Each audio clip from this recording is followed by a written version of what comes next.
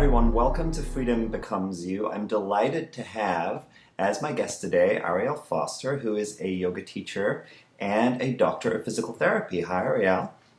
Hey there. So wonderful to have you here today.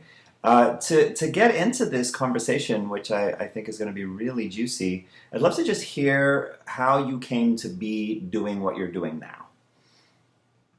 Sure. I had a lot of exposure to yoga growing up. My grandmother was a teacher. I had a high school teacher who taught us yoga for PE credit. And I had a close family friend and music teacher who was also a yoga teacher. And I started teaching yoga fresh out of college. And a few years into that, I hurt my shoulder. And it was just kind of a sudden thing. One day I woke up and I couldn't lift my arm. So I knew where it came from. It came from a yoga class. And there was probably some, just life contribution before then, carrying heavy backpacks or a bike accident that I had. But regardless, I was really badly injured. And I saw a physical therapist somewhere within that week.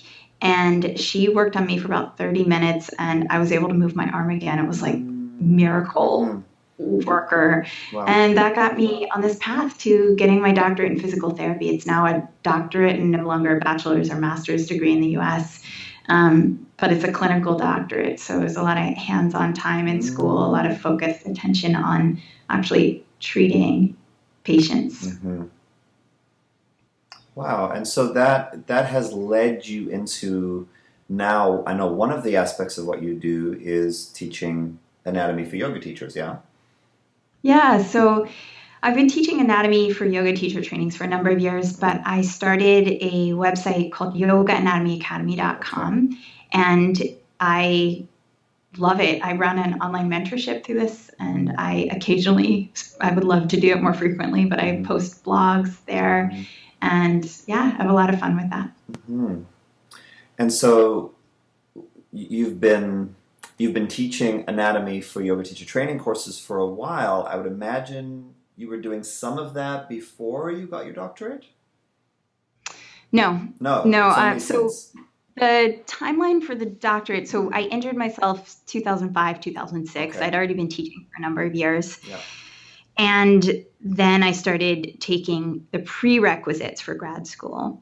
And the prerequisites that I had to take, because I went to hippie college, as I call it, I had to do a year and a half of like just pure basic science in order for school to even like look my way. And I was fortunate that I did well, in those science classes and on all the things you got to do. So I got into the schools of my choice. And then the school itself was 3 years. So during school, I was teaching yoga, but there was no spare time to do anything extravagant for a 3-day weekend or something like a yoga teacher training anatomy session. Yeah. Got it. So yeah, I've been doing that since maybe 2011 or 2012. Yeah, and so there's something about this intersection of yoga and physical therapy that I know is really your passion, and it's really fascinating to me. I'm here at Freedom Becomes You, we talk about the intersections of science and psychology and mind-body practices. So whether that's yoga or meditation, and I'm also a body worker, and I love ecstatic dance. So all forms of movement and kind of awareness practice, I'm really passionate about. And I feel like you're right in that sweet spot between a kind of deeper inquiry into an evidence-based understanding of the body and how that can inform and benefit yoga teachers and students. Is that right? I think so. Yeah, I stumbled into this arena when I went to physical therapy school. I was just looking for like a steady job, basically. I was like, oh, I think this will be steadier than yoga. And this was 2006 when I started the whole process. So at that time, it's a little hard to remember, but at that time, at least on the East Coast, the people I knew who were teaching yoga full time, there were a couple of guys who wore white baggy pants and white shirts all the time. And there were a couple of the women tended to be married to someone with a sturdy job, a steady job. So I was looking for partly why I went down this path was like, oh, I just want a steady job where I can use my skills and Hmm. really make a meaningful difference in people's lives. Hmm. Um, so it sort of stumbled into what it is today, which is this intersection of yoga and evidence based body stuff. Hmm. And turns out the world's really hungry for it. And I'm so happy to contribute to the evolution of yoga in this little niche. Yeah, that's really fantastic. I think we are in a time where, uh, I sometimes refer to it as the Great American Yoga Experiment. I wrote an article with that name, and I feel like there's this evolving process. And one of the things that I think is so fantastic about the contemplative traditions, um, is that there's an open-endedness that has meant, whether we're talking about Buddhism or we're talking about asana or any of the other kind of, for just as a catch-all phrase like Eastern philosophical approaches, there is so much diversity and there's so much cross-cultural influence and hybridization. Very often I think when we start down this path, there can be the sense of like, there is this ultimate truth that comes from this particular tradition, and it's kind of pure and clean. And the more I found, the more I look into these topics and these different traditions, the more I find that not only is there great diversity, but everyone is influencing everyone else. And even the people who are dogmatic in their approach, if you look into their background, there's a long history of things changing and of influences coming in and of a kind of evolving hybrid journey. And I embrace that. I think that that's not only happening in our times and in our Western context, but it's been happening all along. And I think we're in this moment where there's a group of people who are really, uh, in an exciting way, kind of bringing that message to the yoga community. And I see you as one of those people. Well, Um, thank you. Yeah. yeah, yeah, and so I noticed that one of the teaching tools that you use is you have something called the 10 Principles of Anatomy Informed Yoga, and Hmm. I think these are just fantastic. I'd love to talk with you about any of them that you want to unpack a little. Yeah. Well, let me just reflect for a moment Yeah. on what you just said. Is that I think that it's possible. Mm. I'm not a historian. I don't know Mm-hmm. all the yoga history, but I think it's possible that the rate of change in what Mm-hmm. we are calling yoga Mm. in these traditions Mm. has accelerated Uh-huh. because, frankly, the internet, right? Sure. So I think it's possible it has accelerated, and Mm-hmm. it takes a certain personality, maybe, or a certain willingness to be comfortable in the reality that you're having an existential crisis about yoga most Uh-huh. days of your life. Yep. Yeah. Yep. And that's certainly my experience. It's like, well, I don't know what's going on with yoga right now, Uh-huh. but Uh-huh. this is what I'm doing and Uh-huh. it's working for me. So, Well, I love that, yes. and I love that you're owning that for yourself. And I also hear there's a kind of Yeah. empathic, compassionate attitude there that says, "Hey, for all of us, it can be disconcerting to realize that a lot of the reference points that we thought were fixed are kind of shifting." Yeah. Yeah. Yeah. It's a really interesting time and it's an exciting time, I think. And it'll be interesting to see what happens in yoga in 5, 10 years. Uh-huh. Agreed. Um, so I'll go through the list pretty quickly. Okay. And a lot of these will make sense to listeners immediately, and some will be like head scratchers, but that's okay. Those are the ones we can unpack. Okay. The first one is any yoga pose can harm, any yoga pose can heal. Second is every body is unique. The third is critical thinking is critical. It's literally impossible to know everything. So we have to learn to ask the right questions and to Mm. think through things and to Mm. question Mm-hmm. things, Mm-hmm. not just take it in for face value or because it's quote unquote traditional. Mm-hmm. Most yoga asana is specialized movement, not necessarily functional movement. Okay. And that goes along with this idea of asking the question, are we serving the poses? Or are we overly consumed by the intention to make a very precise shape or an aligned shape? Mm-hmm. Or are we really allowing this practice of yoga to support our lives? Mm-hmm. The next is a pretty obvious one that we hear a lot. Flexibility is no good without strength. Mm-hmm. Variety is the spice of life, meaning that our bodies need a wide variety of movement that to some extent we can get on the yoga mat, but to some extent we can't. We don't get walking, we don't get running, we don't get hiking or climbing or pulling very often. So we need that variety. Safe strength building comes from progressive loading. So this idea that if you go to the gym, you'll start with a 1 pound, 2 pound, work your way up to 10, 20, 100. You can't really do that as easily with your body weight, at least not with tremendous number of props. And that is not a skill that I think most yoga teachers have. So maybe we could unpack that one a little bit. Yeah. And this may sound controversial, but there's a gorgeous phrase, listen to your body, that works maybe, I'm just putting a random percent out here, 50% of the time. So if you're thinking of listen to your body as a phrase that's going to prevent injury, it's not going to prevent repetitive stress injury. It's not going to prevent things that build up over time. And it's probably not going to prevent things that happen really suddenly either, because how can you listen to your body when you're slipping on ice, for example? Not that that's happening in the yoga class, but there are injuries that happen somewhat suddenly in yoga classes, and it's just not helpful to quote unquote listen to your body there. So if you are using that as a crutch, then it's really important to find a new phrase and to find some new tools. Readily refer out, like remember that as yoga teachers, it's actually a great relief and a joy and a wonderful thing to not have the responsibility of diagnosing or fixing or healing people. That really can be under the realm of medicine and people who have licenses and things like that. And there's this gray area around yoga therapy right now, but I think that if, as a profession, yoga therapists are refusing to move into a limitation of the scope of practice and refusing to move into a willingness to be a licensed profession, then you don't really get to have it both ways. You don't really get to diagnose things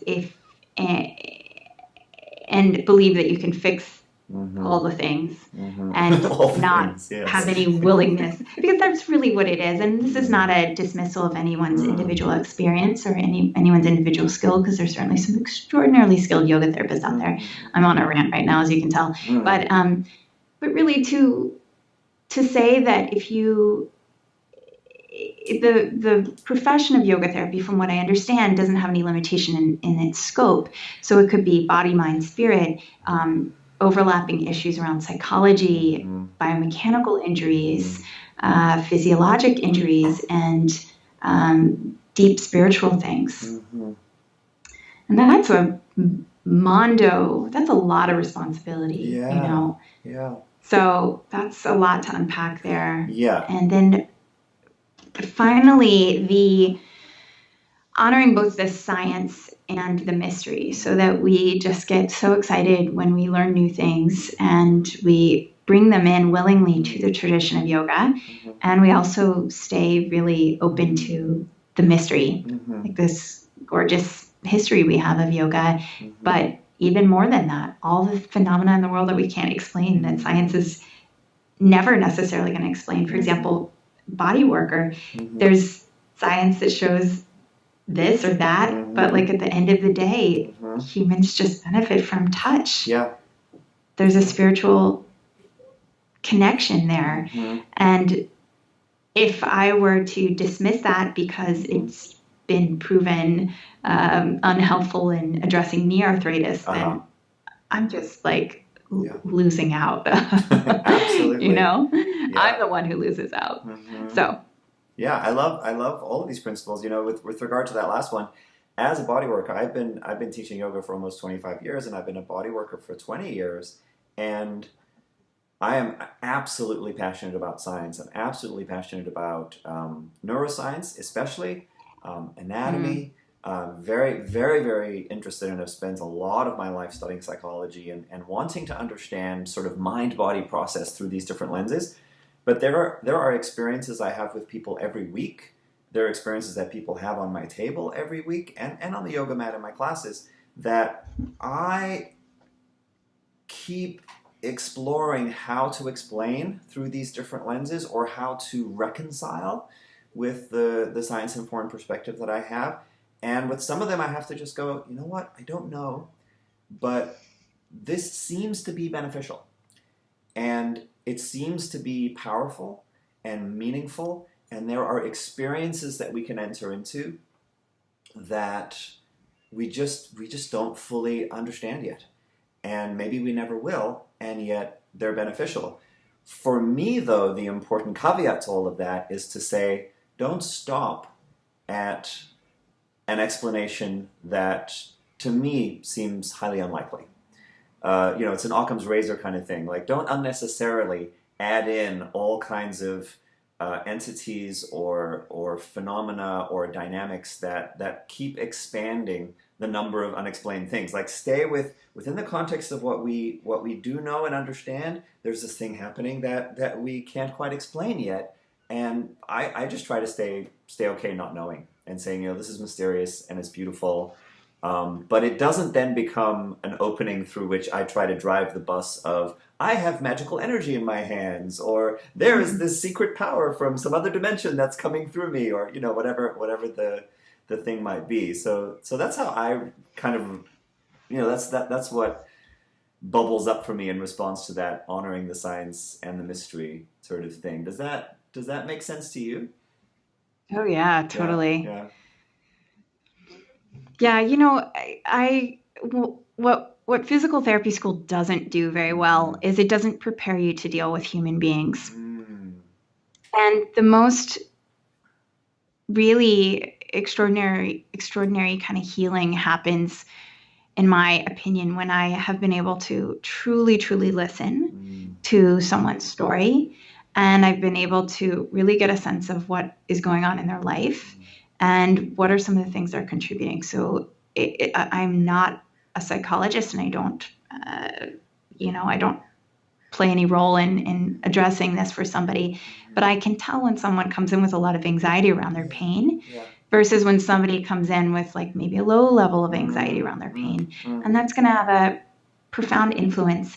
And that's maybe even a more concrete example than what we're talking mhm, about. But mhm, just the point is that I can't just distill what I mhm, know from the mhm. latest research Yeah, absolutely. and throw it Yeah, at a human yeah. being and think that it's going to stick and that's going to fix them. In fact, Mhm, that's often what will make people not come back mhm, and not mhm, get mhm, mhm. the not heal. Yeah. Like it's really the connection, this almost mysterious Mm, like do you trust me? Like mhm. are we in this together? Absolutely. You know? Absolutely. And as mysterious as that is, we're also talking about a biopsychosocial, experience and interaction, like how whether or not someone is feeling seen and listened to and empathized with and respected in an interaction has no doubt measurable impact on what's happening in their brain and their nervous system, and therefore their subjective experience of how they're feeling in that moment, and therefore whether Yeah. or not healing is going to happen or whether or I'm not smiling. they're going to feel better, right? Yeah, I'm smiling because I realize there probably is some research out there Yeah, that shows that. Yeah. yeah. So it's not really that mysterious necessarily. But it's But experiential, right? It's yeah. it's it's It's a, it's intangible in some way, and it's not reductive in a way where you can say, okay, just say A, B, and C, and then give them X, Y, and Z answer to their problem, and 9 times out of 10, they're just going to get better. exactly. Yeah, Yeah. yeah, Yeah. yeah, yeah, and I love how that naturally leads into this principle of readily referring out. Yeah, I mean, I think the question I get is because I run this yoga anatomy mentorship online, I get a lot of really intense, detailed questions from my mentees. Mm, And there are so many times where I'll admit to them, I'll say, look, I know I sound like a broken record, but have they seen a physical therapist? Have they done this? mhm, Because it's really as educated as we can be as yoga instructors, mhm, as people who are fascinated by the science and the yoga anatomy, that we don't have on the yoga mat a responsibility to quote unquote fix people or heal people. In fact, there's a level of arrogance in that. I think even as a physical therapist, what I've realized is that I don't really get to choose whether somebody gets better either. That the end of the day, the decision is mostly up to this patient, really, and what they are going to do, whether they're going to show up for their second or third appointment, whether they're going to do the exercises in between, whether they're going to take in like appropriate amounts of water and nutrients. I work at a big teaching hospital right now. And so I just get this huge array of humans coming through the door, and I love it. Every day is spicy and interesting. And, I like if all I did was see yoga teachers, which is like a lot of who comes in the door through my private clinic, then I would never have a patient who every day had a brown soda in the morning and a green soda in the afternoon, and each of them were like 2-liter bottles, right? Like that probably wouldn't happen among the yoga teaching set, for the most part, or it'd be very, very rare. But I've had conversations with someone. Well, I have to have my brown soda in the morning, and I have to have my green soda in the afternoon, and it's really meeting somebody where they are and giving them the tools to fully heal as best as they can. Because maybe no one's ever talked to them about that not being good for you. Yeah, absolutely. Maybe it's their norm, just Yeah, absolutely. And you're not just gonna, with the snap of the fingers and a wave of the wand, get them to change their mind about doing that every day. Totally. Yeah, and I think as teachers, it's important to have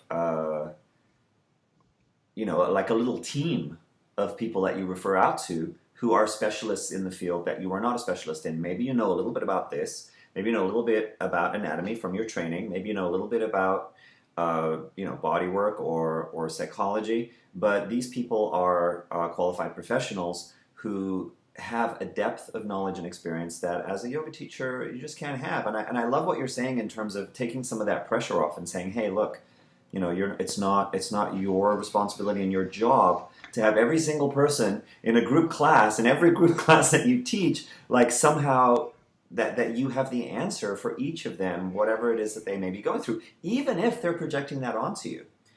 There's a way that I hear a real sense of humility and integrity around saying, hey, hold on. Honor your scope of practice, honor what you don't know. It doesn't diminish your authority. In fact, it makes you a more trustworthy figure. And so for me, I have body workers of several different modalities who I refer out to. In addition to having my own bodywork practice, I have therapists that I refer to, and I have a couple of different ones who, I think are good for different types of people. I have physical therapists that I refer to. And yeah, I just really want to, very strongly endorse this particular principle. Oh, I love it. Yeah. And I just hope that anybody listening to this, if you've ever felt like this responsibility to make somebody's shoulder feel better in a yoga class, that you just listen to this and you're like, oh, I'm liberated now. Like I'm free. I don't have to do that. Yeah. It's a great joy to just really focus on what you know. And that doesn't mean you can't be curious. Maybe you could go to the body worker with this student, or you could go to the physical therapist and you could ask questions to the appointments if you really want to learn this stuff. But yeah, the more you know, the more you realize like you don't know. And yeah, that's what it is. Yeah, I love it. So, okay, listen to your body. So this is the one that we have to talk about because I do this all the time. And so I need to pick your brain about some alternative ways to think about this. And I'll tell you why I do it all the time for two reasons. Yeah. I think the whole listen to your body kind of meme became popular quite some time ago amongst yoga teachers, actually as an antidote to a very authoritarian kind of style of teaching, right? That was around for a long time where you did exactly what the teacher said and you didn't deviate from it, and there could actually be some harshness in the corrections and in the adjustments that was like, no, this is the right way to do it. And I came up under a teacher who I think of as an incredible innovator, a kind of genius innovator in her own right. But she was very dogmatic about these are the ways that we deviate from the way everyone else teaches yoga, and these are the ways you Mm-hmm. have to do it because otherwise you get injured. And I just feel like over time there emerged a next wave in yoga teaching, in our circles in the West, which is all I can really talk about, that was saying, hey, listen to your body. Don't if the way that I just instructed you to do this is not feeling right to you, if it's causing you pain or discomfort or you're having to push really hard to be there, no, listen Mm-hmm. to that. Don't hurt yourself in the service of the pose, right? Let the pose serve you. So that's one piece, and then I Mm-hmm. think the other piece of why listen to your body has always really resonated for me is that I'm really interested in personal process, in psychology, and how the yoga practice is a container or a vehicle for this internal experience that you're having, which is you're getting to observe your sensations and your mental habit patterns and your emotional reactions.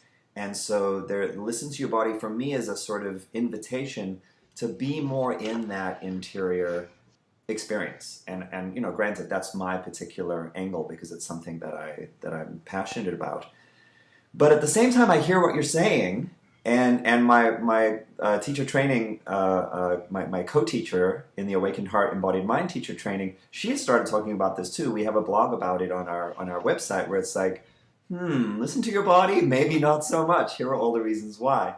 So unpack some of this for me and help me and anyone else who maybe has one of those two reasons for using the phrase a lot understand what we could maybe say differently. Yeah, well, first of all, I love that you put it in the context of why you use it. And I think that's really, really important that if you are choosing to teach in a way that empowers the the individuals in your room, the humans in your room, then listen to your body is a great phrase and a great teaching tool. Mm-hmm. Um, I think that the problem with it isn't so much saying it or using it, but Mm-hmm. relying on it, as I said, as a crutch Mm-hmm. for preventing injury. Okay. And the reason for that, there's quite a few different reasons, but I would say that one of them is because a lot of people are incredibly disembodied. And that could be on a baseline level just because they haven't moved in a long time, Sure. or because the kind of movement they have done has been the kind of movement that where you push through and you just have to get to the end of the marathon. Mm-hmm. It could be because of neurobiological changes. So different uh, humans who end up on the autism spectrum may just not have that may just not be a strong connection for them. Mm-hmm.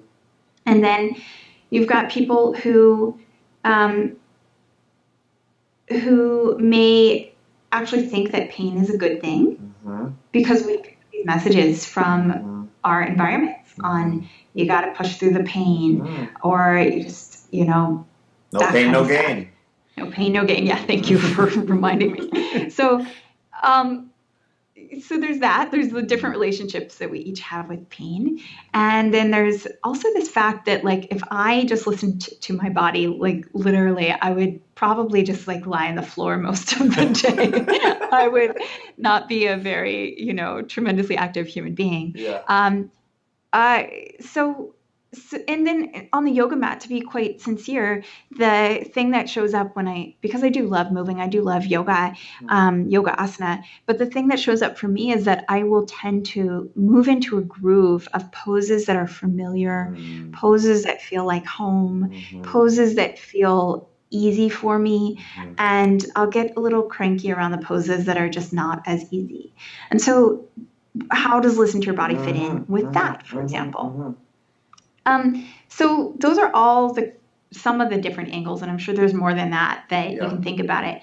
But in terms of injury specifically, Mm-hmm. well, let me say one more thing about listen to your body is that, like, Yep. ironically, I think I'm much better at listening to my body now than I've ever been historically. And I don't know if this is just something that comes with age, something that comes with practice, but I'm really in a place right now in my life where if something doesn't feel right, Mm-hmm. I know it and I listen Mm-hmm. and I trust that feeling more than I ever have before. So Mm-hmm. intuition or whatever, that's been a powerful shift in owning my own power Hmm. and directing my life and making big decisions um, Well, that if you from don't that mind, point. I feel like there's a light bulb going off for me there too, which is that there may be a problem with talking about, and this is related to a lot of things in like the yoga and spirituality subculture, talking about listening to your body as if it's an entirely innate, natural thing that everyone can just do. That actually Yeah. may be deeply flawed, right? Because what I hear you saying is that you have over time actually honed a kind of specialized ability to pay attention to your body in this way that you trust, maybe more than you might have 10 years ago because it wasn't at this level. And I think that's actually Hmm. that's huge.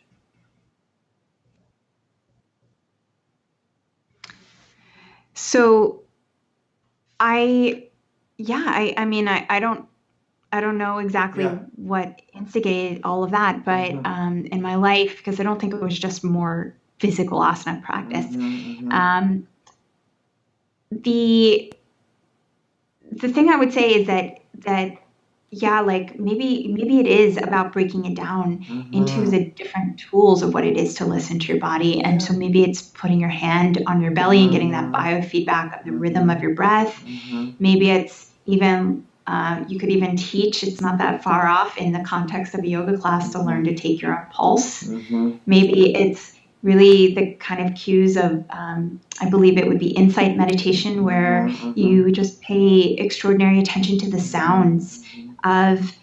the sounds and the textures and the feel of the wind on your skin, the air on your skin.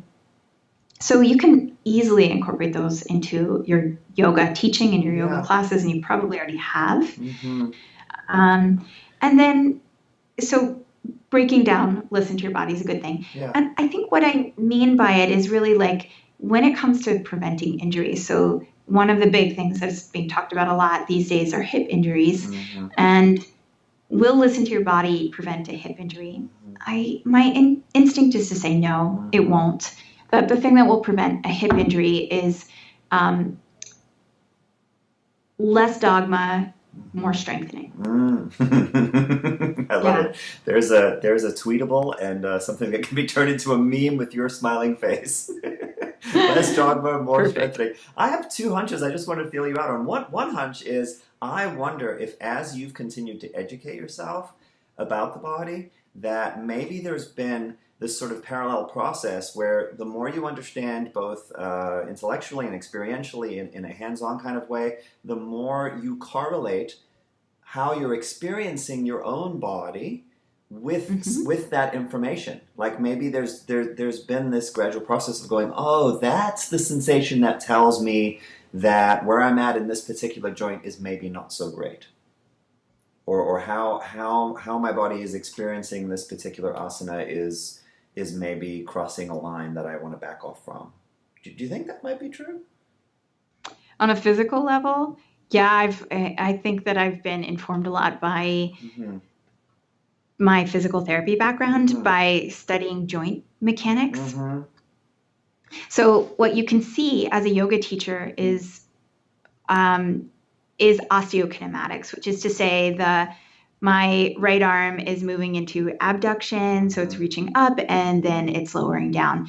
But on the arthrokinematic level, what's happening at the level of the joint is that Mm-hmm. there's a little slide and a glide Mm-hmm. happening. Mm-hmm. And you can't feel that in your own body, so I can't necessarily feel the slide Yes. and glide happening in Yes. my own joints. I'm not Yes. here to say that I can, but um, but I pay more attention to those kinds of things Yeah. now. Like that would be pretty funny, but I pay more attention to those things now because what I'll Mm-hmm. feel is like a catch. I think many of us can Mm-hmm. probably relate to this. Mm-hmm. You'll feel like a little bit of a catch Mm-hmm. in a certain angle, and you know that the right arm moves in that angle and the left arm doesn't, Mm-hmm. and it's smooth on one side and not so Mm-hmm. smooth on the other. Mm-hmm. Same thing in the hip. And both the shoulder and the hip are great examples because they have really not infinite, but a huge Variation. number, a huge array of combinations of movements that they can make. Mm-hmm. And so you may only be limited in very, very precise Mm-hmm. movements on Mm-hmm. one side versus Mm-hmm. the other. But the more you pay attention to that, rather than push through it, Mm-hmm. the the better off you'll be. Mm-hmm. And for example, like I knew from my early 20s that my left hip always clicked in a certain way Mm-hmm. and my right hip didn't. And that it never occurred to me that that was actually something that could develop into a problem. And it did develop into a problem. But I think that you know, at the time I was kind of pushing through things. I thought, well, I just need to stretch more. I just need to do this more. I didn't really have anyone who guided me in a different direction. I didn't seek out anyone who would have guided me in a different direction. So yeah, eventually that did. It took over a decade, but eventually that did become a problem. Yes. And so listen to your body does work if you have that time and space. And I think that it's also problematic in the context of a yoga class when you're also listening to a teacher tell you what to do, which you just are for the most part. Of course, that's the construct. Yeah. The other thing I wanted to ask you about is one of the things that I heard recently, which was kind of revelatory, is that there are no pain receptors in joints. Is that correct? That's my understanding. So cartilage has no pain receptors. So let's just keep it down to synovial joints right now. Okay. But the bone does. Bone surface is full of pain receptors, nociceptors, and so joint capsules and the ligaments around the joints will have lots of sensation receptors. But there's something there about how cumulative damage to certain joint structures may not be something that you're feeling until it becomes enough of an issue, right? So in that case, listening to the body, oh no, yeah. I can take my hips in this. It feels fine. It's not a problem. Actually, it might be a problem that you don't come up against until 5 or 10 years later. Exactly, bingo. And I don't know. We were talking about this earlier, but I think that there's a reality that this is something I also talk to my patients about. There's a reality that each of us is going to age, and that if we're lucky, we get this great opportunity to age in this lifetime. And with aging comes some wear and tear on our bodies. Yes. So we hold this duality that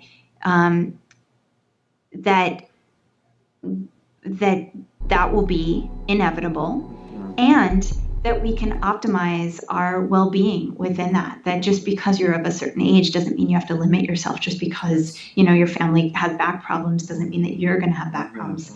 So these are things I talk to quite frequently with people who are in pain, and I think that one of the questions that this really brings up at the end of the day is that there is some quote unquote danger with basically any movement that we do. And you look at really, regardless of the sport, that there are injuries that are associated with that activity.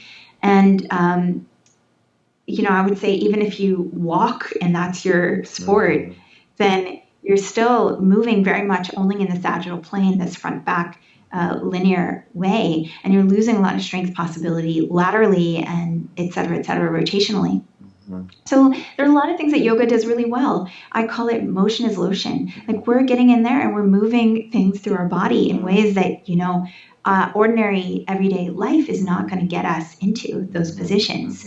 So there's so much value in this. And I think that there's also danger inherent in all movement, and that we need to, at some point, accept that responsibility as practitioners of yoga, which is not, so I guess what I'm saying is I think if you practice yoga asana, that regardless of how much you simplify, how much you shift and change it, that there will always be some level of risk because it is a movement practice. Yeah, so this seems to be sort of we're in the synthesis between your any movement, any yoga pose can harm, any yoga pose can heal, and that what is the other one? I guess variety is the spice of life, right? That we need variety of motion. We Hmm. need strength and flexibility, and we need to also be frank about basically anything that you do where you're not just in a protective bubble at home entails some risk, and that Yeah. building strength, developing healthy range of motion, healing from injury, expressing yourself in any embodied sort of way, there's a risk of injury, and that's sort of unavoidable, right? Yeah, I think so. Yeah. Um, Yeah, I hate to disappoint people with that, but I think it's inevitable. Yeah. And when we start really getting too far down, like, oh, let's make yoga safe, let's make yoga Mm-hmm. safe, let's make Mm-hmm. yoga safe, we start to ignore the reality of what it is to be Yeah. human. If Yes. you think about kids, kids love to like run and climb and Mm-hmm. fall down off jungle gyms, and Mm-hmm. there you can't imagine a childhood where the child doesn't get hurt, Mm-hmm. and you want a child to learn how to get hurt so that they can avoid it in the future. um, I don't know. it's Mm-hmm. it's just an uncomfortable thing that I think that we reckon with as Mm-hmm. yoga asana teachers. I think, as sort of simple and maybe even obvious to some people as that may sound, there's something there that is really, I think, of the essence in terms of learning how to be comfortable with our mortality, with aging, with accepting that there is no magic bullet, there's no fountain of youth, there's no one thing you can do that will be infallible. Like there's actually something very very important, I think, at an existential kind of human level around coming to terms with these things. So I think that's a like under the radar kind of very potent thing that you just said. Yeah, Yeah, I wish I could wave a magic wand and make it not that way, but it's just what it yeah, is. it is what it So is. I often hear this phrase from students that is, or excuse me, patients, Mm, that I never thought this would happen to me. exactly. Yeah, absolutely. And I think that after all this time, really upfront, I've worked also pretty intensely at National Rehabilitation Hospital with people who've had just extraordinarily traumatic strokes Mm, and motor vehicle accidents, and just come in there in like some of the roughest shape that you could imagine anyone living through. mm, And I've been, in the face of humans who are in the acute stages of rehabbing from these conditions. And the question that I ask is, why not me? mm, Like what a gift it is to mm. have whatever capacity I have, despite the aches and pains, despite the relatively minor injuries that have occurred over the years. Yeah. And so I think that this is a mental, like a huge mental shift away Mm-hmm. from thinking that we are just invincible creatures, Yeah. and to remember our mortality, like actually meditate on our Mm-hmm. mortality. Mm-hmm. Um, Yeah, I'm with it's you. pretty profound. I'm really with you. Yeah. Ariel, unfortunately, we're running out of time. I wanted to just ask you what you want to share by way of closing. How can people find you and find out more about what you have to offer? Yeah, well, I will give you, I figure it would be a nice thing to give everybody this list of the 10 Okay, principles great. of anatomy informed yoga, because Mm-hmm. otherwise you'll be like, what?